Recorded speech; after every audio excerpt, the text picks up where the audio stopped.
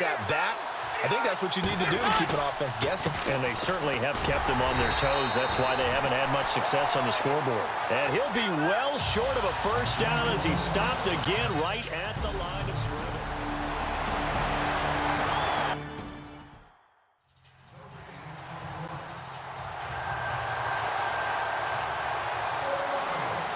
The kickoff team on the field now as they will send this one away. Fairly short kick, taken at the 14 here. And they're going to start this drive in pretty good shape as they get it up past the 30.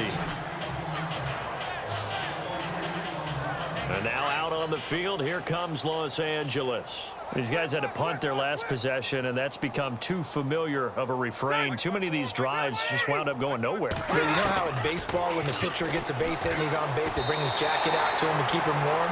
A lot of times the punter goes to the sideline and puts on sweatpants or a wrap over his leg to keep it warm. He might need a massage from the trainer right now from all the work he's getting. The effort's always going to be there. Everyone's always going to try and make a catch, but underthrown balls, I think, are the toughest ones to come back and get because usually your momentum's going in the opposite direction when you're trying to stop, break, and come back and get it. To the sideline, wow, what a catch. Doesn't get a lot out of it, but he is able to keep the feet in bounds. Was that a receiver? Yeah, actually it was. It was a running back who was a receiver on the play. Ike's been spending time in the receiver drills getting his feet down. Well, those guys out of the backfield, they got to be good, agile with their feet. He showed the agility there with a toe tap. No doubt about it. It's like he'd been to ballet school. Got the toes down. Sturgis out now to kick this one off. Fielded about a yard deep. Oh, twisting away.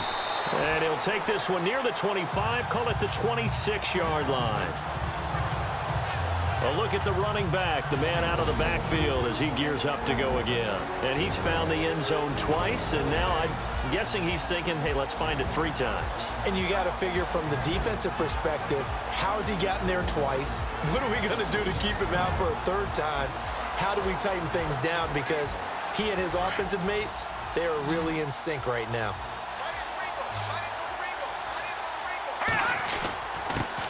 Now a handoff here to his running back. And able to stay on his feet past the 30 to about the 33-yard line.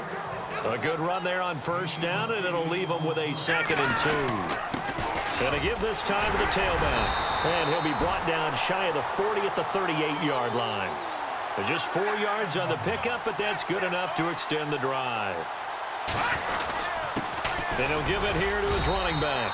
Looking for an opening, not much there. He'll get it to the 39. 2 yards on the carry there. It'll be 2nd down.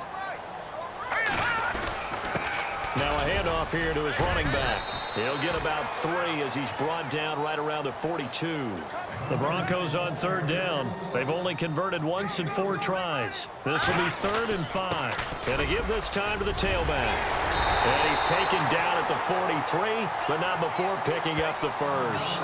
Give him 14 yards there and a Denver first down. So they got the deal done, and now he can just focus on football. He's got that behind him. Family not going anywhere, staying put. He can focus on football. And I like how you mentioned the family because that's a huge part of it because everyone needs to be happy and comfortable. And, you know, while this process is going on, people might be wondering, especially within his own crew, are we going to have to move? Are we going to have to change things? Not anymore. They get to stay where they're comfortable and familiar.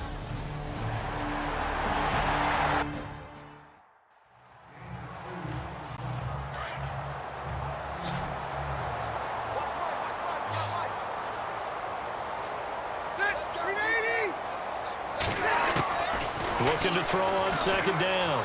Rivers. And he'll find his man on the out route. That's Allen.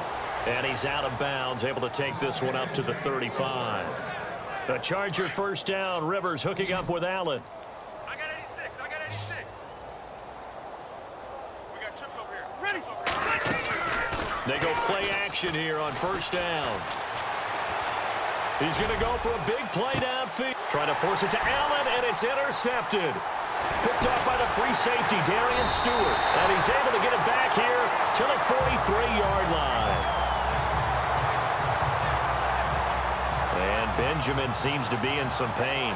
You see him there. Still down. Hate to see this. Week 1 of the season. We'll be back.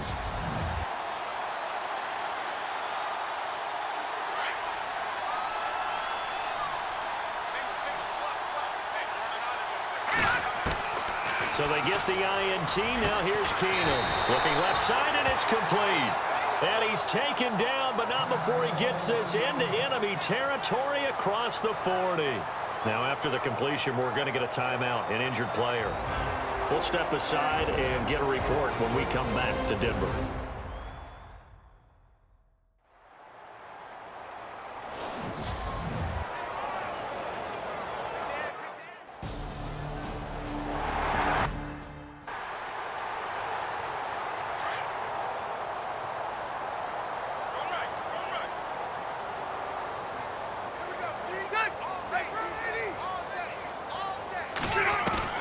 Trying to shake off the interception from the last drive. He'll look to throw.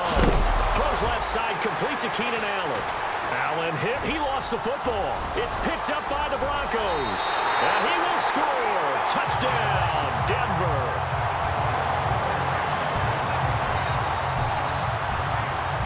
We know this defense has some playmakers. We saw it right there. Well, really, we've seen it the whole game. Isn't it nice to see that on the opposite side of the ball?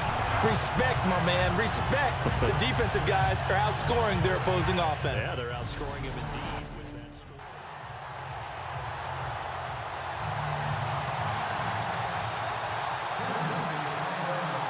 And you can bet they're preaching 2 hands on the ball here as the kick's away following that fumble return. This is fielded a couple yards deep.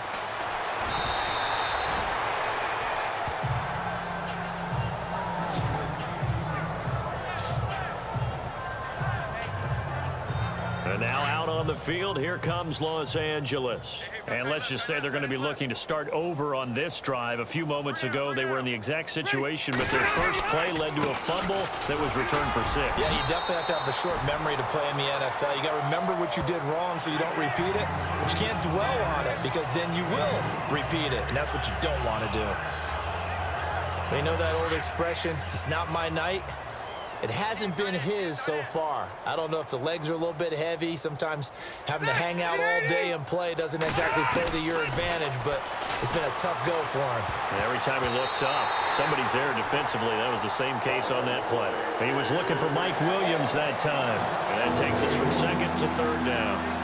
Very difficult night for the guys on offense. They've got to be looking at each other in the huddle and on the sidelines. How are we going to find some open space to complete a pass and find open room to run?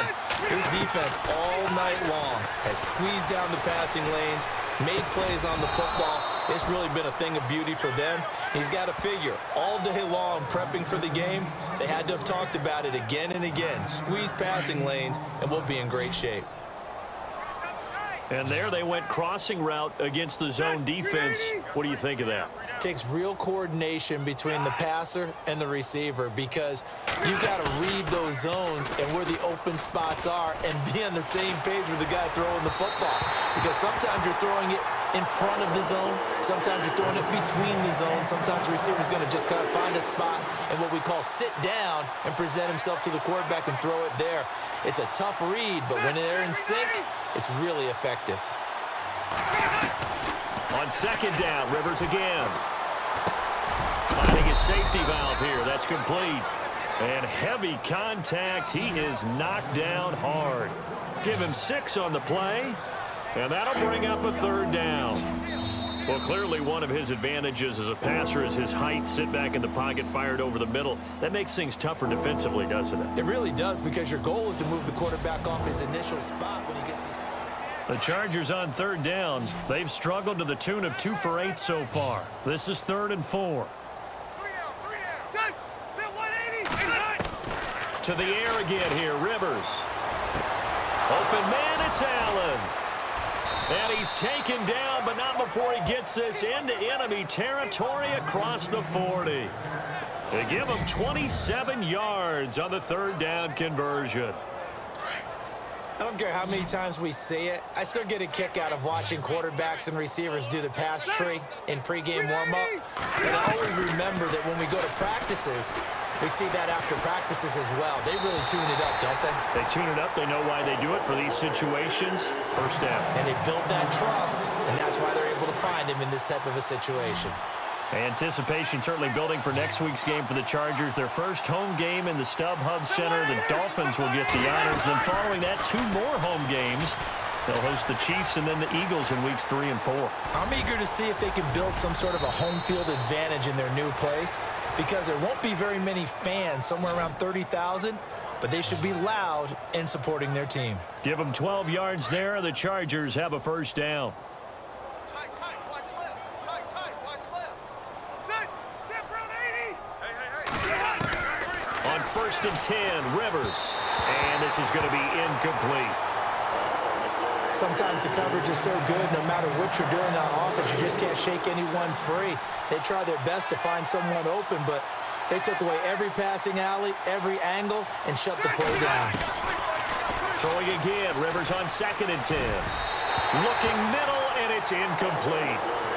This drive, which was going so smoothly, all of a sudden it's a little bit of a roadblock here with 2 straight incompletions. Yeah, apparently this defense has had enough. Apparently they're saying, no more. We're making a stand right here, right now. But it is 3rd and 10. They've got to get after him one more time. On 3rd down, Rivers. He's going to flip one out here to his running back. And he'll be a couple yards shy of the red zone here at the 22-yard line. 5 yards on the pickup, and it'll be 4th down. One hallmark of good defenses is understanding the game, understanding positioning, and tackling immediately in the secondary after catches. I think we just saw that on display right there. Got to him before he ever had a chance to think about turning it upfield. Well, in the grand scheme of things, it's likely not going to matter much, but at least they get themselves 3 points closer to respectability. And I don't know that they're going to feel a whole lot better about things, because they've clearly been outplayed all game long. But hey, no reason not to take the points when the opportunity presents itself. Well, 4th quarter, they felt like they needed the football back. Unfortunately, they couldn't get it. And I know we brought analytics into the game, and someone has said here that the data says that when a team's expecting an onside kick, 80% of the time, the team expecting it, they do actually recover the ball, which is what we saw here. I just wonder if that number is much more of a anecdotal type of a number. Kind of like when the coaches tell us, well, when you score on special teams, 93% of the time you win the game.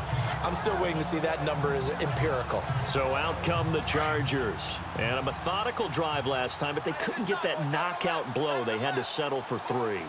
But you got to like what they've been doing along the way, right? It's almost like the body blows, the setup punch. As you said, they didn't get the knockout blow here, but that doesn't mean it can't come later in the game on another possession. And the defense on the other side, maybe a little gas, yeah, right? A little tired. And if nothing else, they just feel relieved getting upfield, only giving up 3. They don't exactly feel like they've handled the offense. Tight end to the right, boy. Tight end to the right. Move. Set. Right, round 80. A first down throw here for Rivers. Throwing for his running back, and he's got him complete. And I think the ball's out. And this is going to get out of bounds, so they will gain a bit of yardage on the play, actually, and they'll hold on to the football as well. I don't know about you, but I could hear and feel the sigh of relief all the way up here in our booth. That was palpable. The sideline, the friend there. No doubt about it. Ball goes over the sideline, able to retain possession, no turnover. I know his coaches are screaming, just hang on to the ball, man. He was looking for his tight end, Hunter Henry, and it's 3rd and 5. I know our vantage point might be a little bit better way up here, but that looked like an ill-advised throw to me. I didn't see anything open, and this play just didn't look right from the beginning. It did not. I thought he might get outside and just chuck it away. Dangerous pass. And Henry's hit. He lost the football.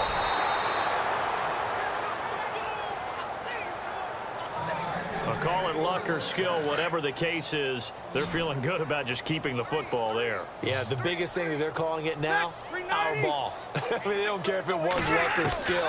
Boy, the panic that jumps up in your chest when that... Oh, ball batted in the air, and now it's intercepted. And how about this? It's the other Brandon Marshall that picks it off. And he takes this one back into the end zone. And the Bronco defense has a touchdown.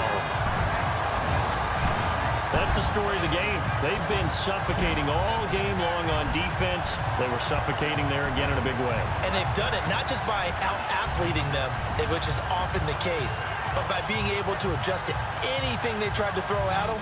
and beating them to the punch each and every time. This was a defense that was well prepared.